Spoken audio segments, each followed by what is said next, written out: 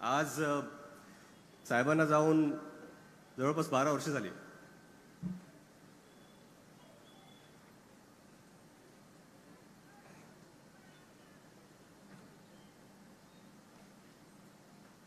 थोडी पण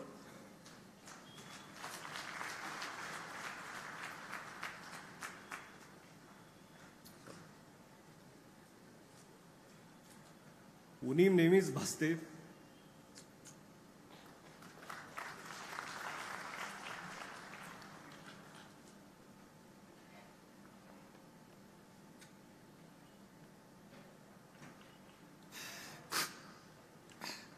पण ही उणीव आपल्याला कधी भासू नये म्हणून काका हे नेहमीच मागे उभे राहिले की ह्याच्यासाठी उभे राहिले की आपल्या मुलाला गरज असली तरी मी आहे आणि गरज नसली तरी मी आहे.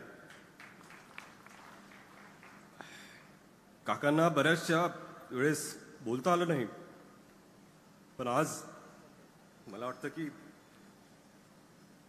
सर्वांसमोर मी सांगतो, काका मी तुमच्यावर प्रचंड प्रचंड प्रेम करतो आणि काका आणि पुतण्याचं नातं कसं असलं पाहिजे त्याचं ज्वलंत उदाहरण आज ह्या स्टेजवरती आहे.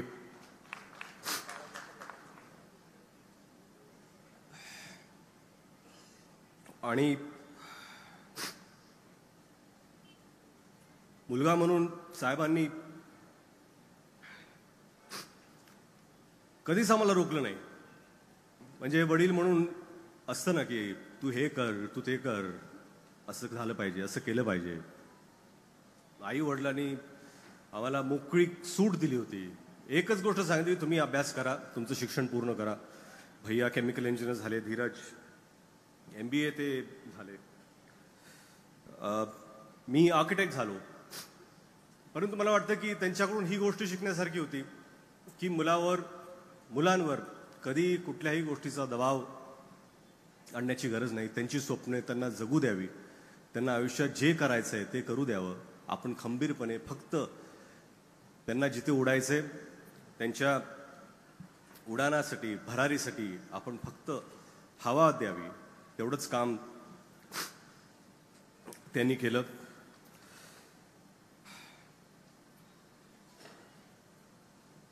आई वडिलांना पाहून म्हणजे मी हे सांगतो की साहेबांचे वेगवेगळे रोल्स, मुलगा म्हणून झालं, भाऊ म्हणून झालं, पिता म्हणून झालं, पती म्हणून सुद्धा, जेव्हा आई वडिलांना मी पाहायचो घरी तेव्हा मला वाटायचं की लक्ष्मीनारायणाचा जोडा आहे.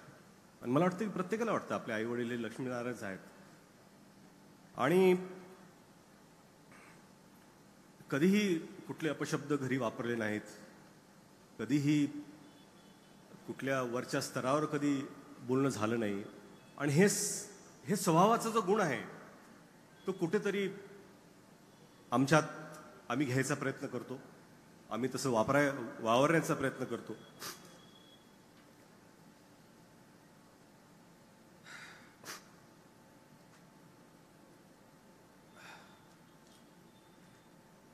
बोलण्यासारखं बरंच आहे. राजकीय त्यांच्या कारकिर्दीत काय काय झालंय इथले मान्यवर बरंच बोलतील. पण तुम्हाला एवढं सांगायचं आहे की साहेबांचा पुतळा इथे आहे. त्यांच्याकडून आपण खरंच प्रेरणा घेतली पाहिजे. कार्य म्हणून तर घ्याच, परंतु विलासराव देशमुख एक व्यक्ती म्हणून तुम्ही प्रेरणा घ्यावी, एवढीच अपेक्षा करतो. परत एकदा